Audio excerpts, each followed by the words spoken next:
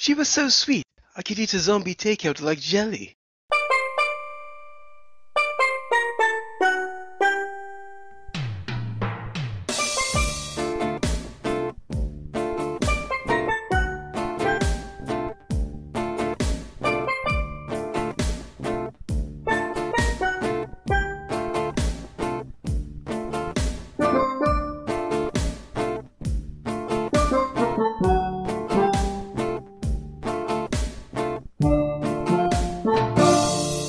What's up? Welcome to episode 245 of Zombie Takeout. the B-Movie and Cult Movie Podcast. I'm Uncle John. And I'm Scotto. And before we get to this week's movie, we've got a little bit of listener submitted. This is from John Phillips from our Facebook page in reference to last week's episode, our review of Star Trek II Wrath of Khan. He said, "The test is in Star Trek 2009, not Into Darkness. I had the same reaction Scotto had rewatching Khan that I had watching Star Trek from 2009 in the theaters. Also, Tron was the same year, and he is correct about that. I looked it up. Tron was also 82. Thank you for the correction, John. And so also, yeah, the test where he's eating the apple was in the first Abrams Star Trek movie, apparently. It's been too long since I've seen either of them. No, it was in the second, Into Darkness. Not according to John. He said it was in 2009, not Into Darkness. Yeah, you know what? He's right.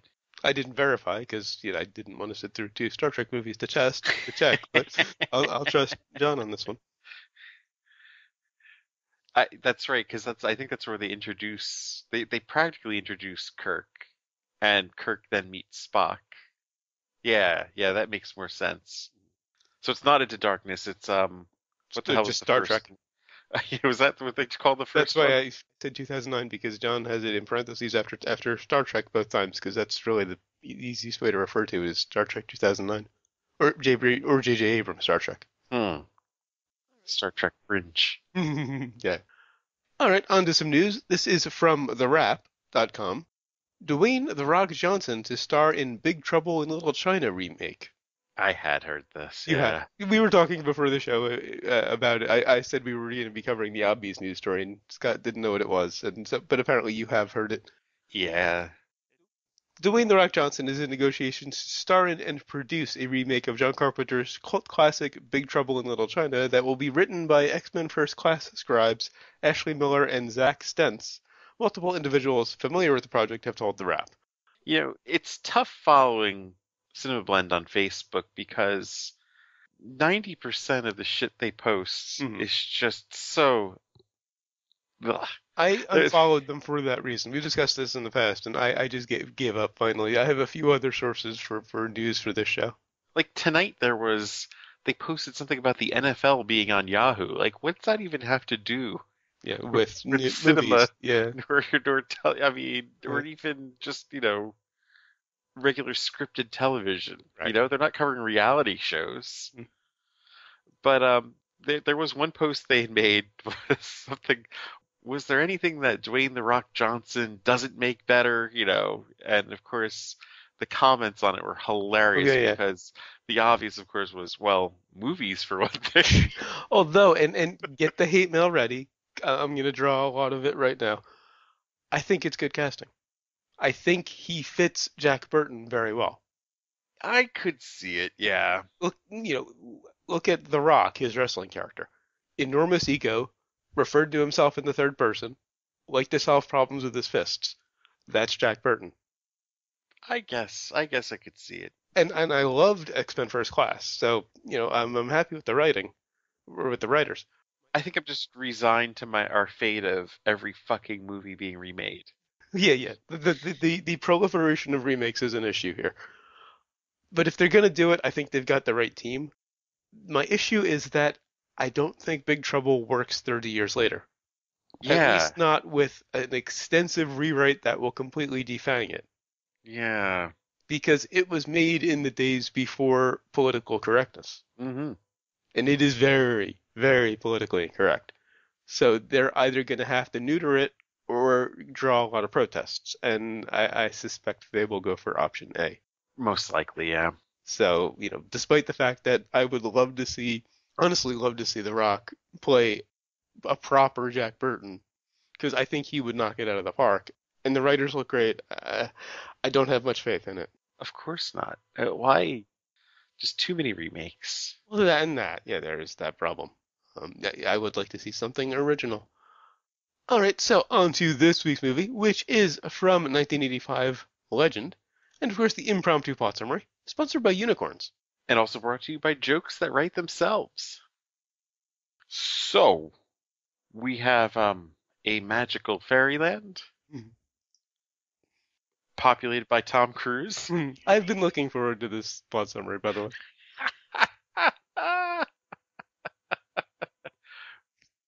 Who sparkles? But is not a vampire before we get into that tangent. No, no. He's 100% straight too in this movie. He does spend a lot of time with unicorns, though. Well, doesn't everybody? Well, anyway, he has a girlfriend. He has stolen her from Ferris Bueller. I don't know if he's like gonna, Anyway, he's he goes to impress her. She's a princess, of course, because this is a fairy tale. Was she a fairy? Because there was a line about, damn fairies or something like that after she had pulled a prank. That was one of my titles, Flippin' Fairies. Yeah, that was the one, yes. You know what? They're vague about who is human and who is fairy, and so actually, this is before Ferris Bueller's. So Ferris Bueller stole her from Tom Cruise. From Tom Cruise, Well, huh? I don't know if he necessarily would have to have stolen her, but yeah. Okay, enough with the Tom Cruise gay jokes. Because we'll just go on endlessly if we don't stop. Continue. Yeah. Anyway, yeah, they're vague about who is human and who is fairy. I'm guessing that they were both human, Reasonable assumption. even though there was a lot of sparkle. They don't do anything that is necessarily supernatural. Right, exactly. Like, I thought she was a fairy at first when, the woman yelled, Right. flippin' fairies. But then she goes into her cottage and they're just hanging out and talking to give exposition.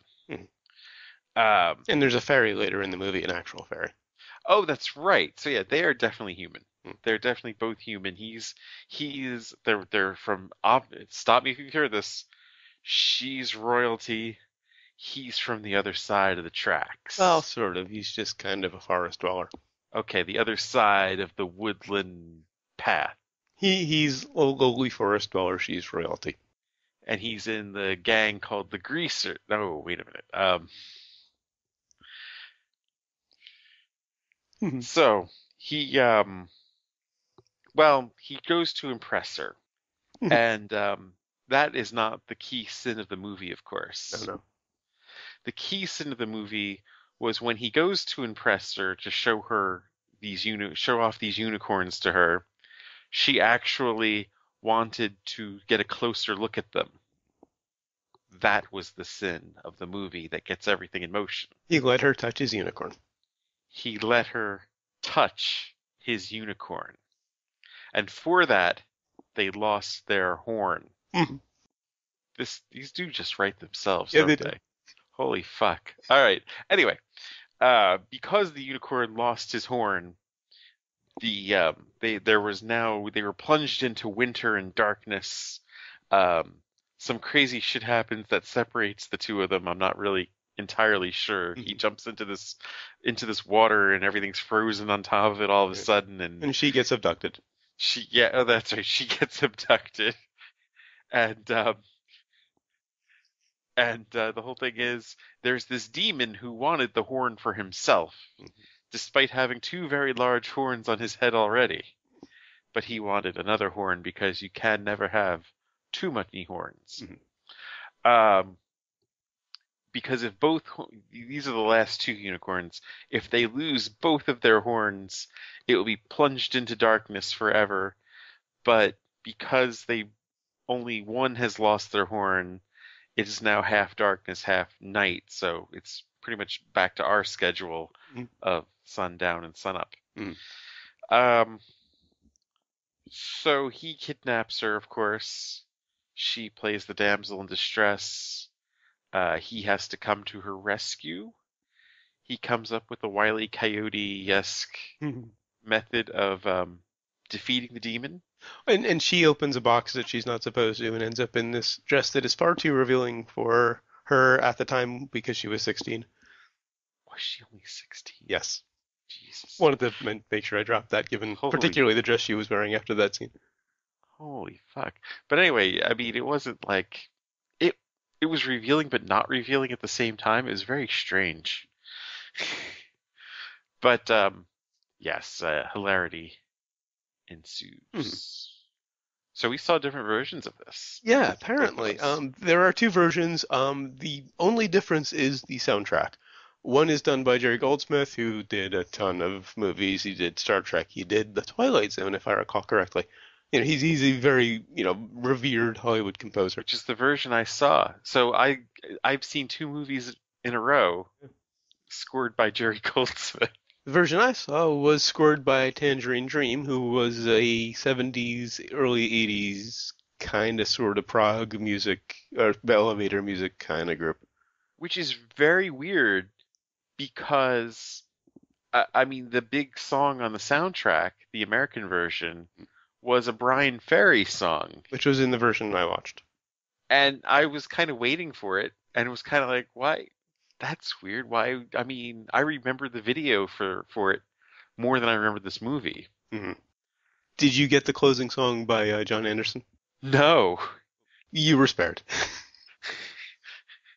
I don't know, I like Yes, but his voice is always grated on me. It's taken me a long time, but I've kindly gotten over his voice, and I'm full into Yes now. Now, the thing about the Tangerine Dream version, it really didn't fit the movie. It's, this obvious synthesizer in this medieval fantasy movie. It just doesn't work. I'm assuming that the classical score in the Goldsmith version worked a bit better. Yeah, except for Mia Sara's singing, which I'm assuming they had in yours too. If they did, I blocked it out. Um, What was the scene?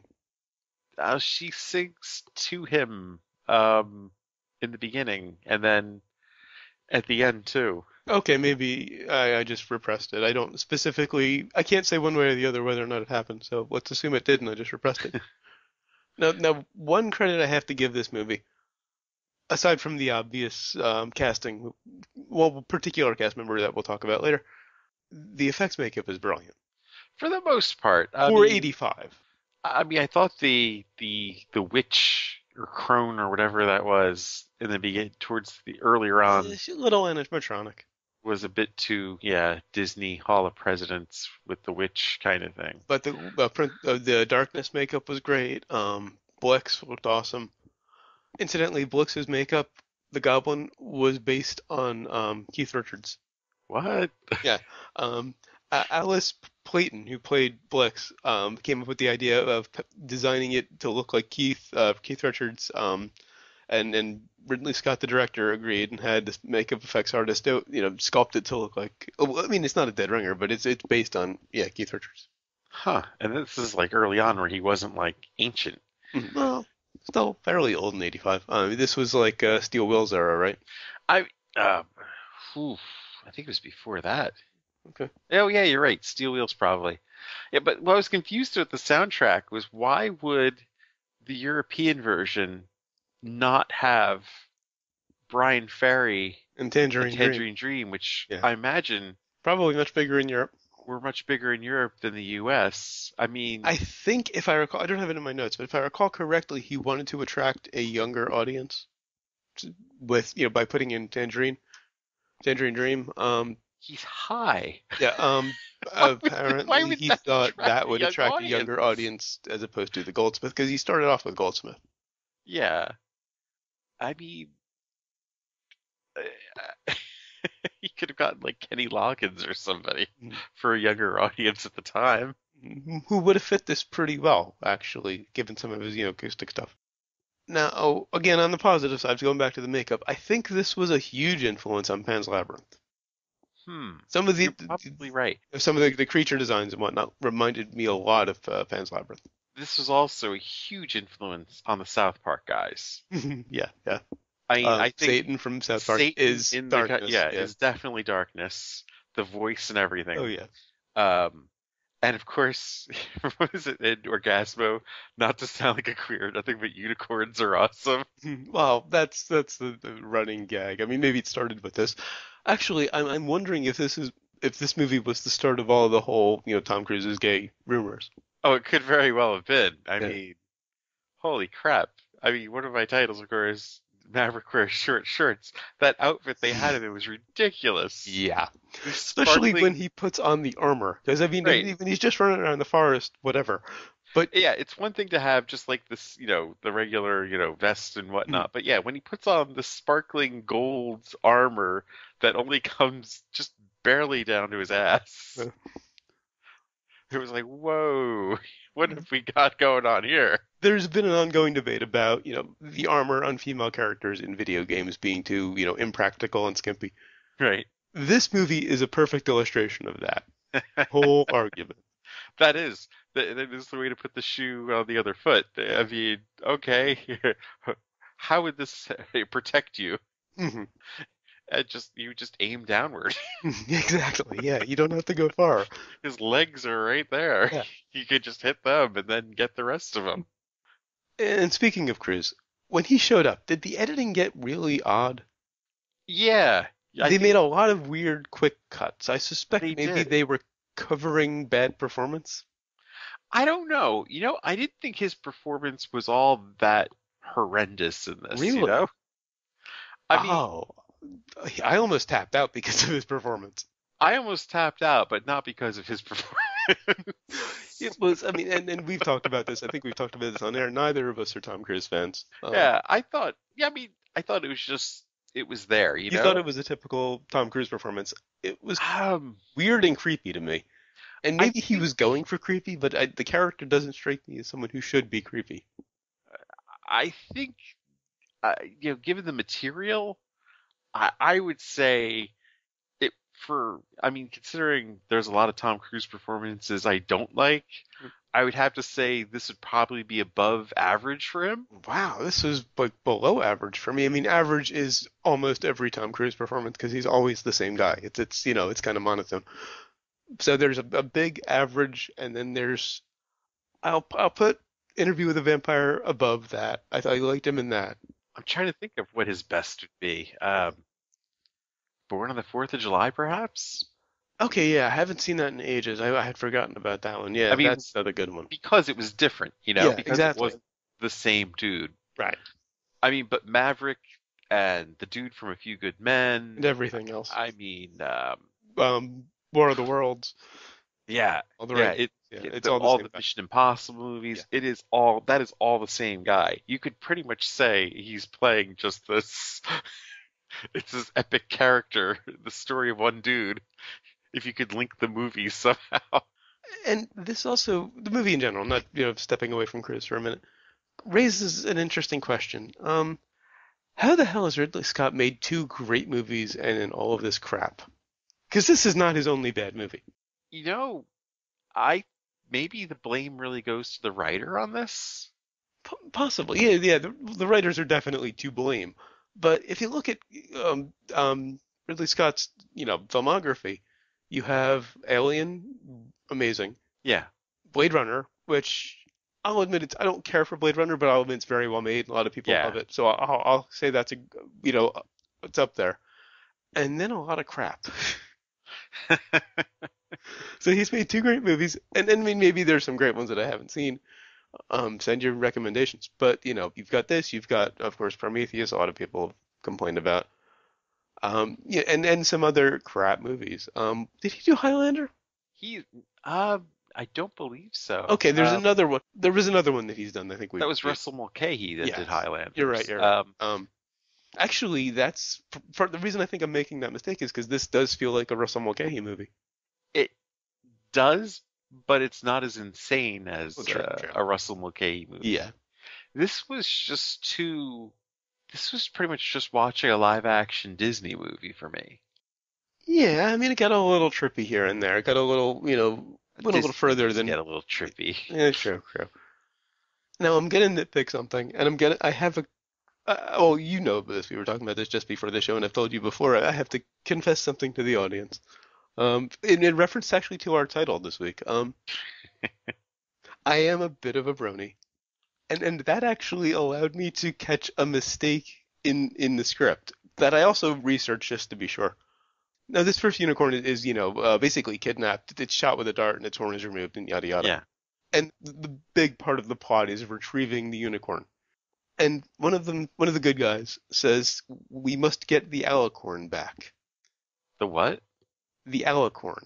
The alicorn. And I listened to that line 3 times just to make sure I heard the word correctly. He said alicorn. An alicorn is a cross between a pegasus and a unicorn. It's a unicorn with wings. All right. There are no alicorns in this movie. Not at least You're not right. that I noticed. I did not see wings. You don't have wings. And if so, they would have flown away. Yeah. They're pretty stupid animals, considering they knew there was danger and they just kind of stayed there. Yeah, I mean, Wait to be picked off. yeah, they're generally portrayed to be kind of smart. Yeah. Not like, oh, there's a hunter there. Yeah, I think I'll just stay here and, well, this princess is so beautiful yeah. singing to me, of course. Yeah, this I don't know princess why I is gave them about to. Boston accent or Maine accents. Yeah, Hiya, unicorn. this princess is about to touch me, and that's going to cause all kinds of shit. Maybe I should walk away. Oh, they were horny. You let her touch his unicorn. Yep. Now, I mentioned the good guys, Cruz's, and because I'm saying Cruz because I can't remember the character's name. His entourage, which I think were a big part of the problem with the movie. Well, you could start with vocal distortions. Well, yeah, there's way too much use of vocal distortion. There's like 5 characters who use vocal distortion in this movie. And several of them are using the same one. And I think a few of them are played by the same actress. Like the elf and the goblin, Hmm. the Keith Richards goblin, they both have the same vocal distortion. And, And and Alex Playton, who I know played Blix, the Goblin, I think played a number of different characters. in fact, I thought the elf was tricking Tom Cruise Hmm. uh at first because I just thought it was the goblin in disguise because it was the same fucking voice. The elf, you mean the kid? Yes. Okay, the forest child or whatever. Yeah, Well, he had pointy ears, didn't he? elf works. It was their version of an elf in Yeah. this. Incidentally, Blix, the Goblin, reminded me a lot of Gollum. Like if you want to D&D nitpick, Hmm. an elf is not going to be hanging out with a dwarf. Well, that's true. There were a few dwarfs too. And again, getting back to my major issue, they were way too cutesy. Of course, they just kind of threw a collection in. He's a dwarf, he's an elf, he's a gnome, They were this annoying, unnecessary comic relief that there's a just halfling. made it too cute to be really dramatic, but at the same time, it wasn't campy enough to be funny. Exactly. In fact, it's kind of bizarre that he would use Tangerine Dream when he's got pretty much a Disney movie on his hands here. Mm. He's got a kids movie here. Effectively, yeah. Yeah, except he dressed it up to make it look like Hmm. a grown-up movie, fantasy movie. And interestingly, you mentioned it's basically a kids movie, and it's really about an innocent learning violence. Yes.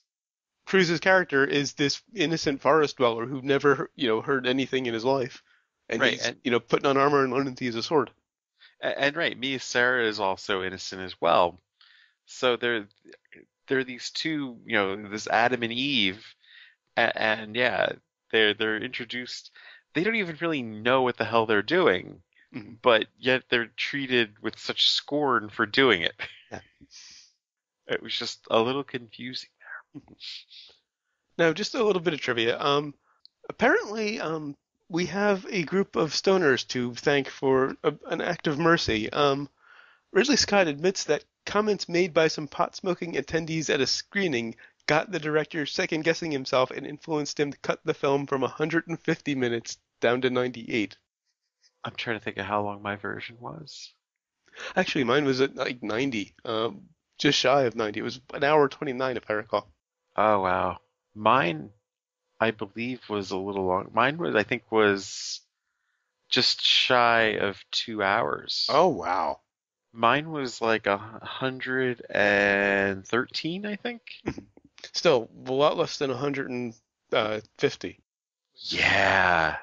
And I can't imagine putting another half hour on this movie.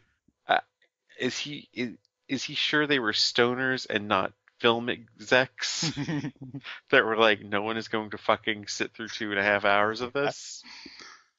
That yeah, I was. There were points where I was really close to tapping. I was like, I've got a whole fucking hour left of this, man. Also, Scott was close to hiring Richard O'Brien to play Meg Mucklebones. Oh my god, that would have been so awesome. That, in fact, that's what got him to cast Curry as Darkness because he watched Rocky to see Richard O'Brien and happened to see Curry. Why do you cast Tim Curry in this role and then put all that vocal distortion on him? I don't know that he had a lot of vocal distortion. Yes, he did. He didn't do the harmonizer thing like the other characters did. Well, right, but he, had he had a lot of bass added to his voice. I'm wondering if maybe that was just his voice. Maybe he actually can do that. No, it was very clearly harmonized, or there was Pitch shift. it was clearly a vocal distortion on it. Possibly, yeah. So much so that his real voice was kind of lost in it, and the performance was lost in it. And of course, we have been overlooking the demonic transvestite in the room. Tim Curry plays Darkness. Yeah, but he's just buried. He's absolutely buried in He's this. underused. We see him a Well, bit in the right. beginning. He shows up very briefly in the middle, and then he's got a nice big scene at the end. And the big scene at the end makes no sense whatsoever because he only interacted with Mia Sara in this. Mhm. He never really interacted with Tom Cruise. They Except have for a the fight fight, scene at the end. right? They have a fight, and then he gets into this whole philosophical "you need me" thing, "I'm a part of you" thing, and I was just expecting Tom Cruise to go, "I don't even know who the fuck you are. Just get the fuck out of here." Like, I just met you, dude. What do you mean you're a part of me? Who are you? Would have been an easy 5 brains if he did that. I don't know about that. It would have definitely improved it. And another issue with the movie, speaking of improving it, they just try to cram too many fairy tales in. Yeah. Because it's a nice, simple, hero's journey story. But then they'd reference Pandora's box or something, when she, has the costume change, and then there's this, fairy who tries to hit on Tom Cruise, and there's just way too many distractions from this, simple hero's journey. Right. I think the whole problem with this movie was they had some wonderful visual Oh yeah, effects. visually And it's a great film. and yeah, yes, definitely. But they had nothing to go with it. Nothing to string it together, those visual effects to actually make into a story, a cohesive story that makes any sense whatsoever or entertains. In fact, if there was a way to turn off the dialogue but keep the music in either version, I think it would be worth watching. Either with Jerry Goldsmith music or even the Tangerine Dream. If you could just turn off all of the dialogue but keep the music, it could be fun. Incidentally, when they were, running around the dungeon or Darkness's castle or whatever it was toward the end, during the rescue attempt, was it just me or did it look a lot like Thunderdome? Um, well, yeah, those big columns all together and shit. Like I think that was used in the video in the Brian Ferry video actually, if I Okay. remember right. Like I remember him singing, like leaning up against one of those, big ass columns and kind of, they Yeah. lit it differently. And I was just like, who the fuck is this guy? That was like my introduction to Brian Ferry. Yeah, mine was around the same time. I don't remember what song. It could very well have been this. This is another, quote unquote classic from the 80s that I'm only just seeing now, that I'd missed at the time. This and Top Gun, what's the commonality? Well, I think I may have seen this once and just never went back to it because Yeah. look, Why? I think I was 25 into it or whatever, and I was just like, I remember none of this. What the fuck? And then I think I was remembering my criticism of the movie as a kid. Like, it would have been great if the demon was in it more. I think I remember those very words. Like, it needed more of that demon. To quote one of my titles, needs more curry. Exactly. Oh, and I think they also influenced The Bachelor What? because in one scene he gives her a rose. It was literally like a scene out of The Bachelor. He It's gives her the rose. cliche, though, to give a single rose. Yeah, I just got a kick out of it because The Bachelor practically stole the dialogue that he says there. But yeah, my formula in 25 minutes, my formula to prove this film, more Tim Curry, less singing. Yes. And Richard O'Brien in Tom Cruise's role would have been really fun to watch. I can't picture Richard O'Brien, Tom Cruise's But role. maybe not in that role. Maybe John Cusack in that role. To go back to somebody who would have been age appropriate at the time. Richard O'Brien as Blix would have been fucking phenomenal. Oh God, yes. Just the "What have you done?" Oh yeah, instead of like "What have you done?" yeah. Fuck. Mm. Like, what do you mean? I was got this girl I was trying to impress. Fuck you. Yeah. So I think what I'm saying here is Jack needs to be Yeah, played that's it. by Andrew Dice Clay. Yeah, I had a broad here. I was fucking bringing to the see the unicorn. yeah. Oh, Oh, one last little nitpick. During that final battle between Darkness and Jack, his horns were bouncing. yeah. I think the makeup costuming was a little sketchy in this. As great as the makeup was at times, yeah, bouncing horns just don't make sense or work. Better than Wrath of Khan. Oh, yes, yes. Not so much at the Star Wars level, though. Yeah, yeah. I had Clearly not Rick Baker. going over my notes, I saw one line I have because I fucking was. This is, you know what I was thinking this today. This is the most ridiculous thing I've ever stayed up all night to do. Is watch this movie. I was up till Wow. like after 1 o'clock in the morning, and then I had to get up at like 6. But one of my going over my notes from last night, one of the line I have is, I felt less embarrassed for Tom Cruise while watching the Scientology documentary. Wow. Oh, God. They, Still have they to watch that split one up of these into days. teams. It's better to go in teams? How stupid can they be? All right, on to sequels and remakes. On to sequels and remakes. I actually would like to see a remake of this. Strip down, cut out, half of the fairy tales they're trying to reference. Give it to the guys who make Game of Thrones. Well, that's the thing. We were so starved for a good Dungeons and Dragons movie back in the day Yeah, yeah, yeah. that it was like, oh my God, like I taped this.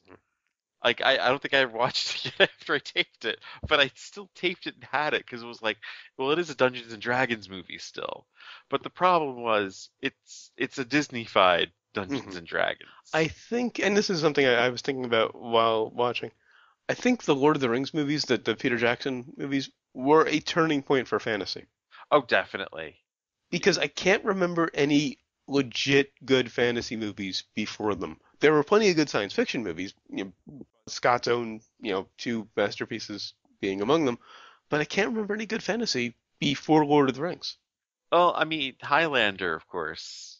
Highlander was still fairly cheesy. I mean, it was great for the time, but looking back, it was pretty damn cheesy. But the problem with fantasy is before Lord of the Rings at Hmm. least, and with the exception of Highlander, was that it's a very messy genre. Yeah, yeah. And actually, you might want to even go back even before that, and it's not even fantasy, but just it was a more accurate portrayal of medieval Hmm. fucking warfare, would be Braveheart. Oh, yeah. Um, but the thing was that everybody was squeamish about doing it Hmm. because of so much blood and guts. Right. Now, granted, Highlander, I mean, they weren't afraid to chop off heads, but they Mhm. had very little blood Right. to And go. Lord of the Rings, I don't really remember a lot of blood, actually. But they at least had a body count. Well, yeah, there definitely was a body count. And that is what a lot of people were afraid of to do a good fantasy film, you know? Just the blood and guts, the body count. And even Game of Thrones still gets so much shit Yeah. for like you know, not being sensitive to our modern day values. It's like It's that's medieval not the fantasy. point of this dude. Yeah. He's supposed to be brutal. He's the bad guy. Yeah. The fuck? I mean, what's wrong with you? But right. So right, Lord of the Rings definitely showed that it could be done. Mm. But before that, we had to settle for shit like this. This is on par with there's an 80s fantasy TV show I've been meaning to try to hunt down on YouTube. I want to say it was called Wizards and Warriors. It's exactly what I thought you were going with. I think there was a Dungeons and Dragons primetime show. I think Well, maybe. this was a primetime thing on CBS. It was And yeah, effectively so there Dungeons and was. Dragons. I think You know it what? was called I Wizards and think it Warriors. was Wizards and Warriors. You're right. You're Yeah, right. But then there was the Saturday morning cartoon Dungeons and right. Dragons, which really they were just about the same. It was just when someone died, they disappeared if they died at all. Remember how much we liked Beastmaster back in the day? Yes. Have you revisited it? Did we do it here? No, we didn't. We haven't done Beastmaster yet. How have we not done We've Beastmaster? overlooked it. I've revisited it. It's it's not good. Well, of course not. I mean, but for its day, it was Yeah. probably fucking phenomenal. So yeah, again, Lord of the Rings was really a turning point for good fantasy. Yeah, You know, if you like Game of Thrones, thank Peter Jackson. of course. Of course he turned that around. They gave him a fucking Oscar for it. I still can't get over that. Yeah. It's batshit crazy, How but many genre movies have gotten Best Picture? yeah, That's got to be a first, if not a yeah. very short list. Anyway, like I said, I'd love to see a remake done by the Game of Thrones guys, or even Peter Jackson, or somebody who would take this seriously. I say Let it go. let this go. Hmm. They could do a traditional myth Yeah, story. I mean, there's a ton of heroes' journeys out there, which is what this would Exactly. be if you did it right. They could do a real one, you know, and not something so muddled Yeah. like this.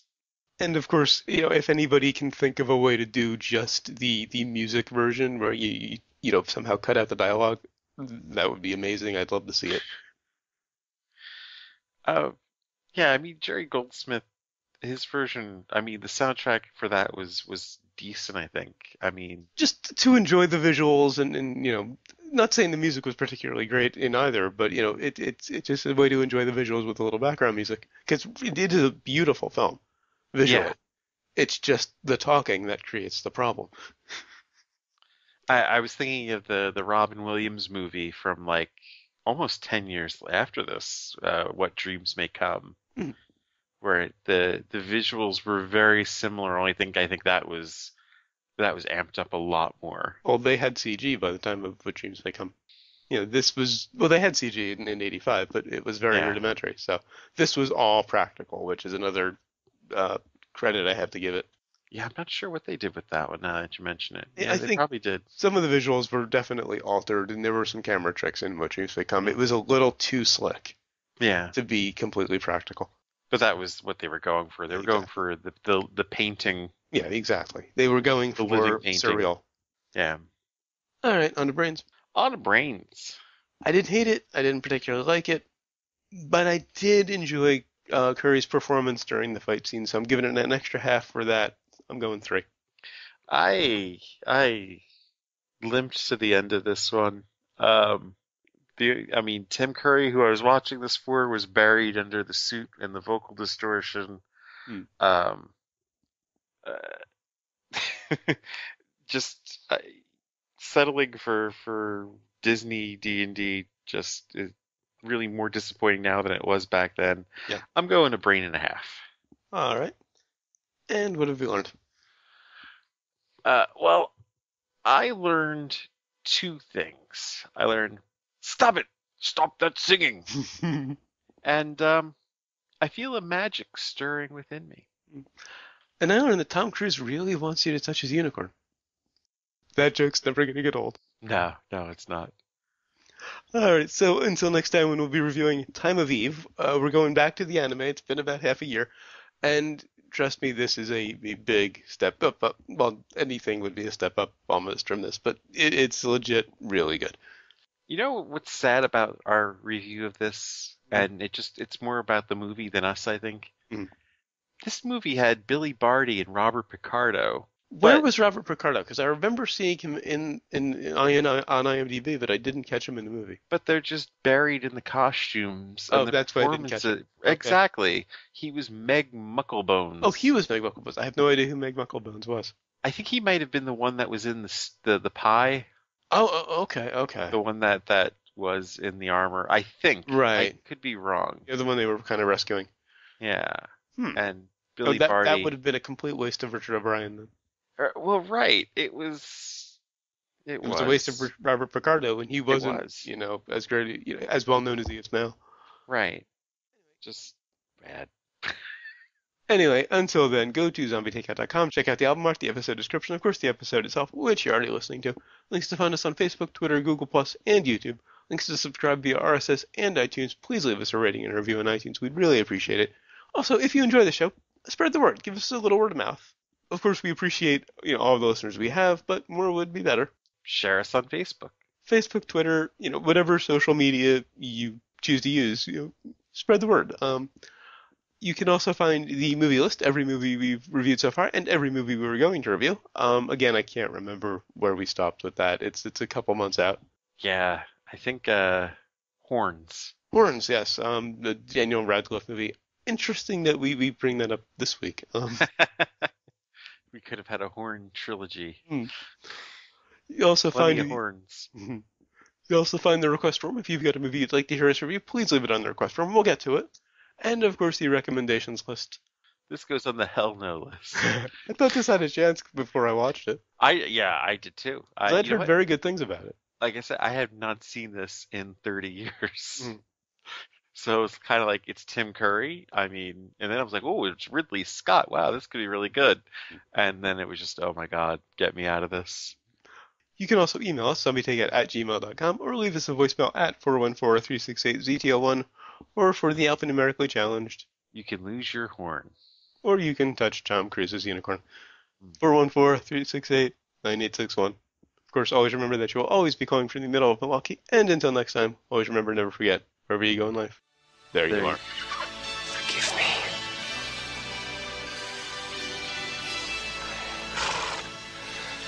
I meant no wrong.